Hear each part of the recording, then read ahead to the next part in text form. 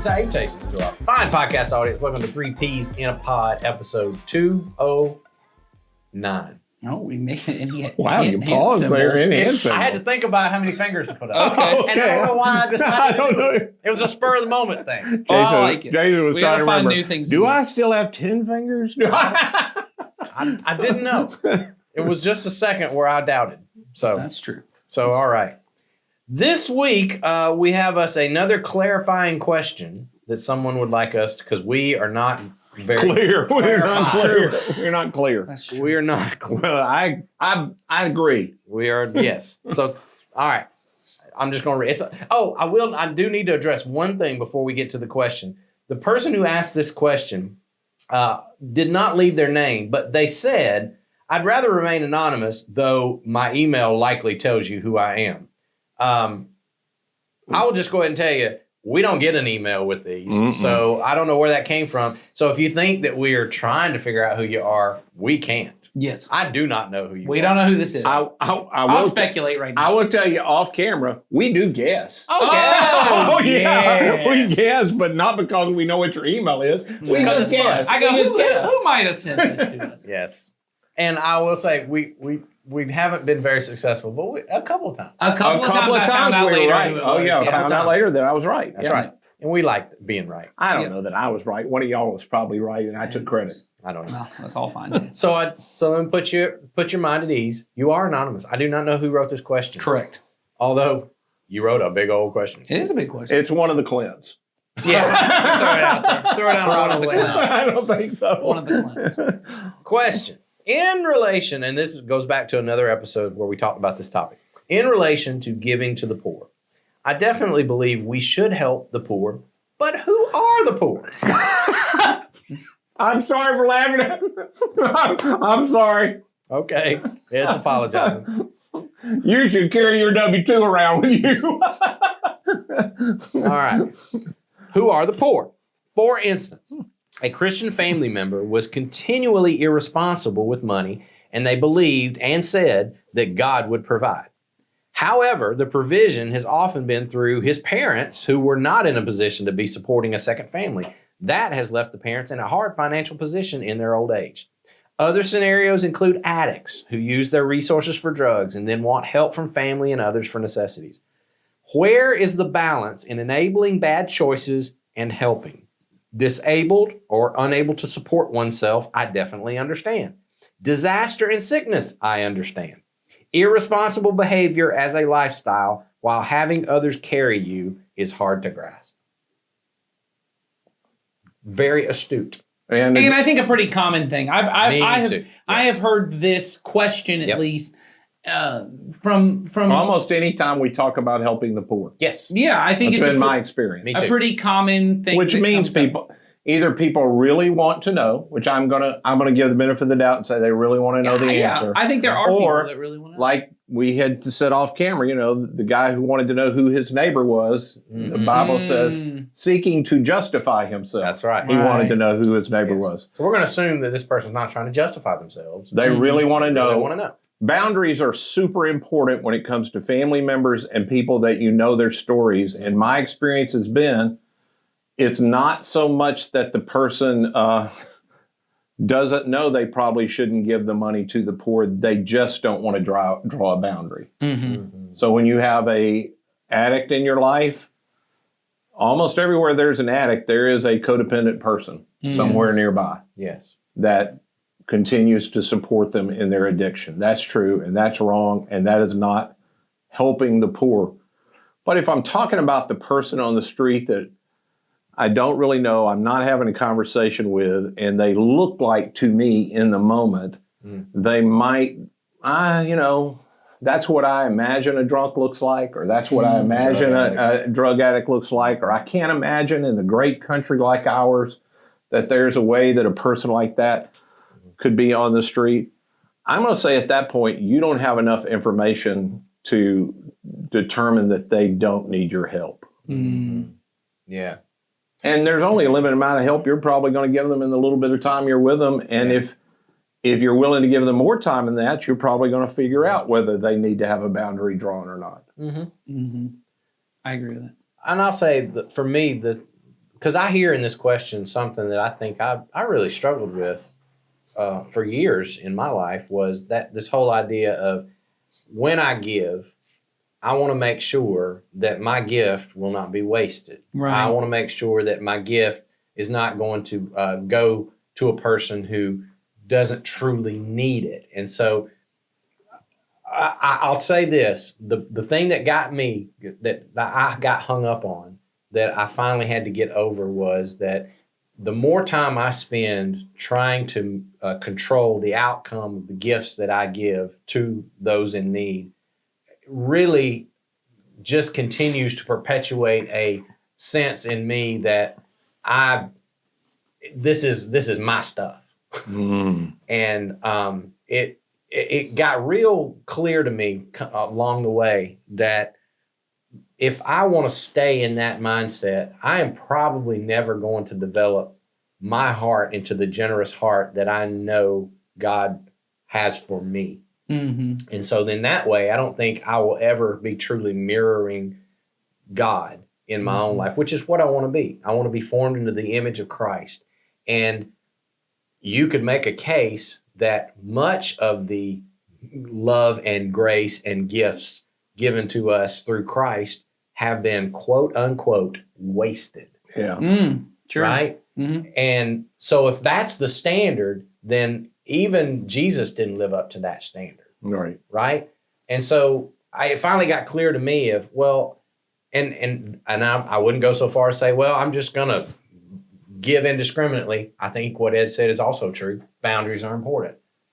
But at the same time, I have to do some real hard soul searching in my own heart and find out when I see someone and they seem to be in need, what happens in me? Mm-hmm. Do I immediately start to go, well, I don't know, let's figure this out, and or is my heart turned towards them so that I can love them? Mm-hmm. Do I ask the question, what does love require of me right now?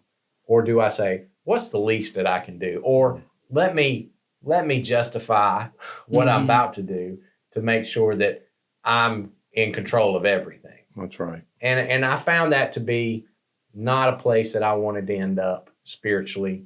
And it just didn't seem to fit in line with what Jesus was like. Mm-hmm. So yeah, for me, I had to get. I think that's a good point. We give because of who God is, not because of who this person is, right? That's right. I also think an important thing for us to I was trying to think about this because I'm just trying to think practically for the person how this works out. I think Ed's already answered the part about if it's a family member.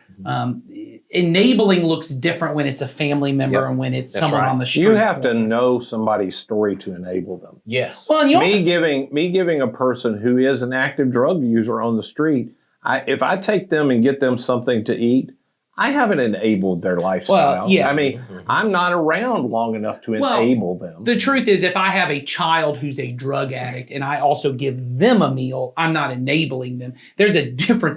There's a difference. When most people mean enabling, they're meaning I let you move back into the home and I support you while you're still actively using. That is a different level that you're not going to do for a person on the street, but you would do for a child. So if that's what you're talking about, I think we've already talked about that. That's a different level. But like, even that child using to say, hey, I don't want you to starve to death, so I'm going to give you a meal. That's right. That isn't a form of enablement like other things might be. So I would say we live in our world is different than Jesus' world insofar as, and I talk about our world, I'm talking about Coweta County, Georgia. I can't speak to other places, but where we are at is different in as far as how much we interact with people below the poverty line or who are houseless or any, different thing that we would call, I need to do acts of charity for this person. Jesus says in the Sermon on the Mount, when you give alms to the poor, when you do this for the poor, but they're poor. I mean, think of more like, you mentioned Haiti in the last episode. Think of places like a populated area in Haiti or in India where you see there's just, it's everywhere on the street corners, people who are sick and homeless and in need. Jesus is talking about in these small communities, when you see these people and you're seeing them all the time, this is how to interact. We're in a different thing, and this isn't to lessen anything. What I'm saying is Most of us live in such a world. We have carefully crafted our lives to such a place where I don't have to be around anyone who's poor if I don't want to. I might have to pass them on the street in Atlanta, but even in Coweta County, I'm very rarely going to see you. I might see you while I'm in the safety of my car, and I lock my doors when you're standing at the Walmart thing, asking for help, and you have a sign, but I don't really have to interact with. That's not an interaction. Seeing someone and explaining to my kids, why does that person have a sign? That's not an interaction with that person. So all of that to say, I would say to someone, our instruction to take care of the poor still applies today. So what I would encourage you to do, if you're very concerned about enabling someone, I would go get involved with a ministry where they are actively bridging the gap here in Coweta County. Or even we know, because many people, you mentioned addiction, Coweta Force, where they are helping people who are in addiction and often because of that have lost jobs or lost things. Get involved with an organization that is doing something. Get to know some people. Get to know their stories. Do what you can for them. I think it will change your perspective. It will be closer to the world Jesus lived in, where they might have known. I think about the stories where a guy's been paralyzed his whole life. Jesus tells him, pick up your mat and go. And the whole town is like, that's the dude. I wouldn't know the poor guy standing on the street, and everyone in town would. It's a different world. If you get involved with some people and see the mess of their life, it may open your heart more to this compassion. Well, and I would say it's different even than I've had people say to me, but I do know the stories because my brother is like that. I'm going, it's different. Right. It's different with your brother that you know all the stories and you've watched him take advantage of your parents. And honestly, your parents enable it, and you can't really blame them. You know, so you have all that, or you do blame them, all of that kind of stuff. I'm talking about get involved with a person you don't know, and you don't know all the background. And again, do what we're often called to do, which is just care enough to listen. You don't even have to do anything else. I mean, listen to them, listen to God, and it just starts with opening your life up to the fact, I have a responsibility. I've been given so much. And I come back to that. You said this a minute ago about beginning to think it belongs to me. If I can continue to remind myself that this thing we say of I've been blessed, you got to really buy that. I mean, you got to really buy into, I have been given. I did not earn. And if you get that, then you get, if I've been given, I have a responsibility. And it's not just a tithe. There was a long time I hated giving and all of that, and I just had some great people in my life that just began to disciple me to be around, like y'all have talked about. And then I had a guy at one point say, you should just carry around some money and not a part of your tithe to God, some money that you can afford that you know you're not going to use in any way but to give away. You're just going to give it away. You're going to walk around and ask God, who should I give this to that I don't know? Who should I give this to? And you get the joy of God putting you on assignment. I mean, all of a sudden you're somewhere and somebody needs some money and you already had it. And you can't use it for yourself. It's the part of the person that explained it to me. It's the person that owned the field in the Old Testament, and God said, don't cut the corners of your field. Wasn't a part of their tithe. It's just part of, that's the way God said it. Leave that for the poor. Just leave that for the poor. So if you really care about this, you can't make it so personal of, I know this situation where it goes bad. I do too. I know situations where people have taken advantage of stuff. Okay, that's the way that is. My goodness, it puts me in good company with God. There ain't any of us talking that haven't taken advantage of God. So I just think you got to be real careful. And it goes back to what I said earlier, to just be real careful when you're asking questions like this. Why? Why am I so concerned about being manipulated, taken advantage of, or the other person wasting my gift? I'm not saying we should be, we shouldn't have judgment. And I think we've said that very clearly. But at the same time, it says something about me when that's all I can think about when I think about giving to the poor. Right. Well, and I do. What are they going to do? And is it going to be misused? And we now know, because once again, it's just a different world that we live in. We now have organizations that are set up to help people in need. Here's what I frequently try to do is I think often when we think of giving to the poor, we think in terms of, I'm seeing someone on the street, should I give them the $50? The truth is there are more poor in our county that are working poor as well, Yes. Cool. that are not houseless. Some people Or they are working poor that are houseless. or working poor I mean, that are now houseless. that we've opened the emergency shelter here, one of the people that has been every time we've been open is a person that's serving some of you in Kroger. Mhm. They work every day at Kroger and live in their car except when there's a shelter open that will allow them a place to sleep inside. They work every day. And so you see these kind of things where we go, there are these things, and we know, and I hear this when people talk about giving the poor, is, well, what's it really going to do? It's going to give them one meal, it's going to do this. So this is what I would really encourage you is, I would start giving the majority that you're going to give. Obviously, we as a church give to these organizations, but you say, above my tithe, like Ed said, this extra money, just start saying, hey, I'm gonna pick a different. That was one thing my wife, and we did it with our kids because we wanted to instill this in our kids. We all picked a different organization throughout the year, and every month we said, hey, we're gonna give a large lump sum to this organization, and then we're gonna pray for those people every day throughout the month. And it was a great thing for us as a family to just do, but it would help you to be able. And then if you can give to, because we gave to several local organizations here. And then I can say to somebody when I meet them and they say, have a need, say, hey, I don't mind. Yeah, I can give you $20 for this. But have you heard of Bridging the Gap? Do you know about Coweta Force? Can I help you? Because they're going to have resources and they have people who their entire job is just to sit and help you figure out what's next for you. And it allows you to also not have that thing that I think all of us feel, that little bit of guilt every time someone asks, and I don't have the money, and I go, oh, I must be a bad Christian because I don't have any cash to help this person. It allows you to go, no, I have been caring for the poor. And maybe the best thing I can do for this person who's poor is have a conversation with them. That's right. And to help get them where they need to go. Well, I have, and I don't, not everybody will know this little song, but when I have spent the money, and I don't do that anymore, I just have budgeted in my life now that I'm going to give when I feel led by the Lord to do it with people. When I'm asked by somebody that I don't have the money at that point to give, I sing in my head, silver and gold have I none, but such as I have give I thee.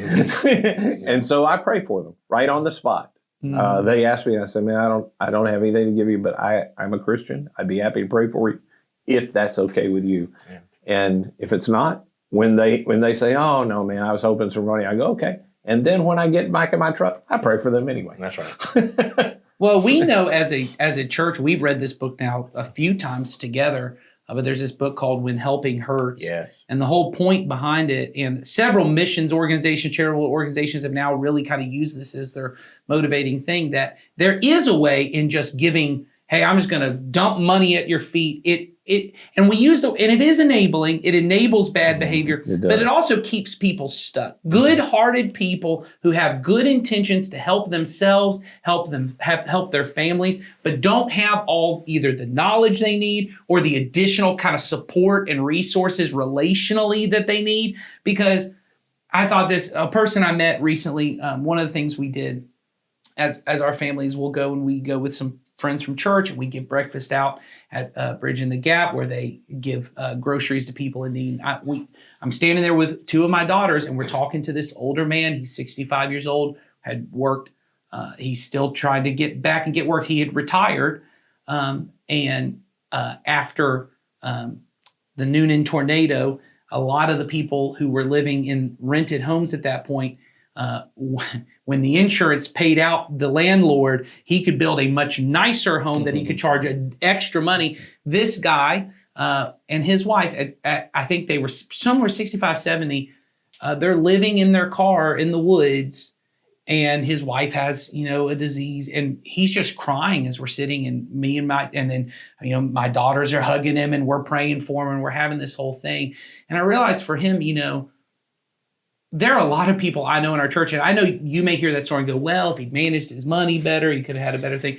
There are a lot of people I know personally. I have some people in my life that are very close to me, and we're doing a rock solid financial course. And I thought, this person doesn't go to our church, and I thought they need to come and do this thing because they are living in a very nice house and they have some stuff. They have not managed their money well, but because of relational support, they had a person in their life who they were related to who died and left them some money that covered a bunch of debts.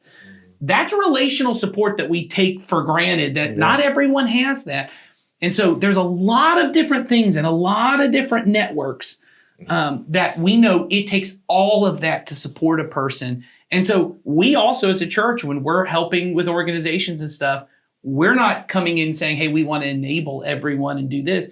There may require more support than you personally can give. So my urging to you would be, when you see us as a church involved in something, are you helping at Christmas in Coweta? Are you getting involved with all the different things that we do? Have you gotten involved with any of these organizations we support?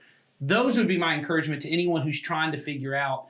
Jesus' goal was not that you personally would rescue a poor person. No.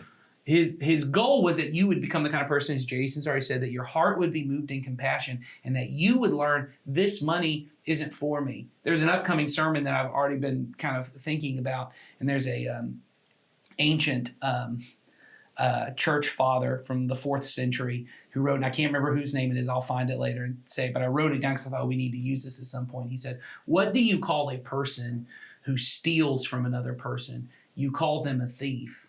And he says, well, those clothes in your closet do not belong to you. Mm-hmm. He goes, the extra clothes in your closet, they were meant for the poor.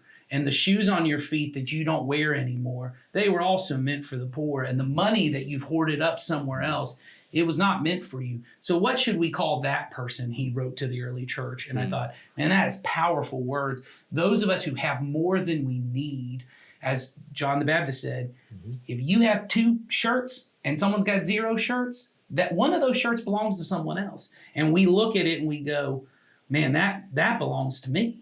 And it all belongs to me. I think those are heavy words. And obviously they're poetic. And before you want to get into land rights and property rights and how that goes. Are you a communist, Nathan? That's another one. I think it's Oscar Romero said that. He said, when I feed the poor, everyone calls me a saint. When I ask why they're poor in the first place, they call me a communist. And that's all great. Of this is a part of what Jesus has called us to do, is to be the kind of people who say, none of this stuff was mine. Yep. It belongs to God. And what is God doing with his resources? And he is showering them on people all the time. You mentioned the financial course that as we're taping this, it will have already happened by the time this drops. But the very first thing that we're going to be doing in that course is it's listing out all of our possessions, and then I'm going to be challenging everyone in the course to sign at the bottom away your rights to it. That's good. Because and the point of the whole seminar is you have to start with this premise that I'm a steward of my possessions. Exactly. This does not belong to me. It was given for a time. I am using it for a time. How am I using it? And it's just a symbolic thing of, like you said, my stuff doesn't belong to me. It belongs to God. It was given to me.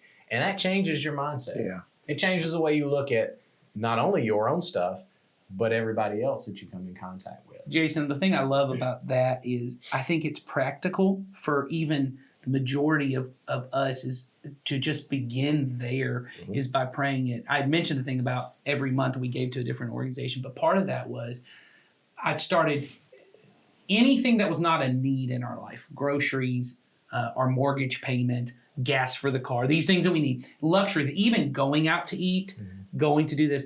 My wife and my kids and I, before we would sit down or we'd sit down at the meal or we'd go to the movies, we would sit and pray and we'd say, God, we know you gave us all this money anyway. We are thanking you for the fact that occasionally we get to use this money for extra stuff for us that we didn't even need. What a blessing that is. Help us to remember this, though, next time, that maybe the next time we want to go to the movies or the next time we're going to do this, maybe we could be grateful for this time and use some of that money for something else. And that was it. We would start saying, hey, we're going to take some of the money we would have used to go to the movies or some of this. And it becomes a part of, for me, for my children, I was hoping to train them in seeing movies are a luxury, which is... Well, God's okay with it. I mean, you can't read all of the scripture to get that. it is all given to me. It's all a gift. But, Paul's real clear. Some of it God gives for our enjoyment. Oh, absolutely. There is for our enjoyment. And, we have to understand that too.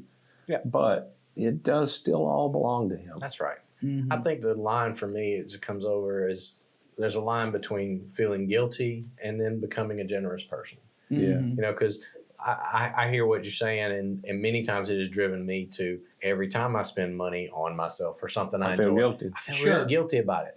Well, that's not the heart of God either. No. So it's coming to that place where, like you said, when I do set aside specific money and time and effort that I will invest and give and allow God to use that. But then I also have the part that I get to enjoy too, That's right. and figuring out where generosity lies for me.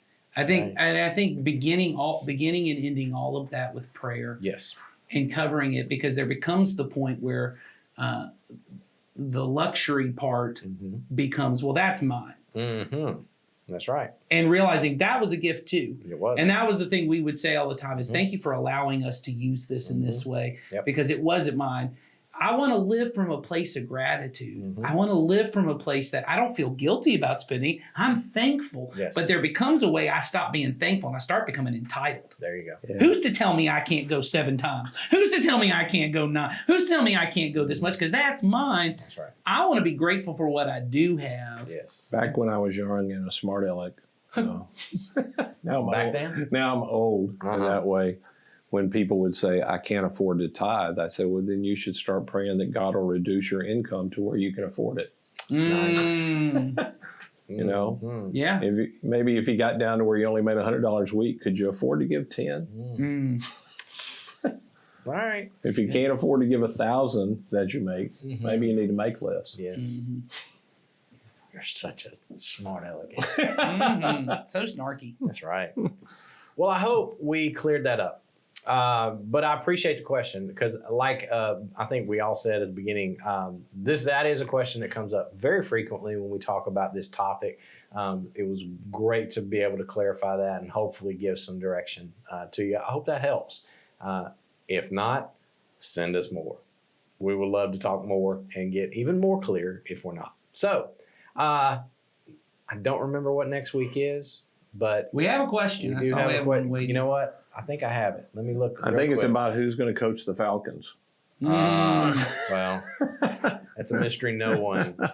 Someone wants us to clarify something we said in episode 200 Oh, it's another clarifying. about being theologically conservative, which we are Said not, we were. or not.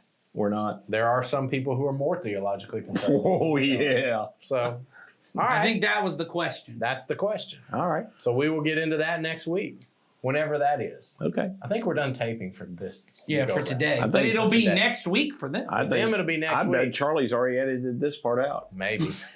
I hope. God bless him. All right. So we'll see you next time.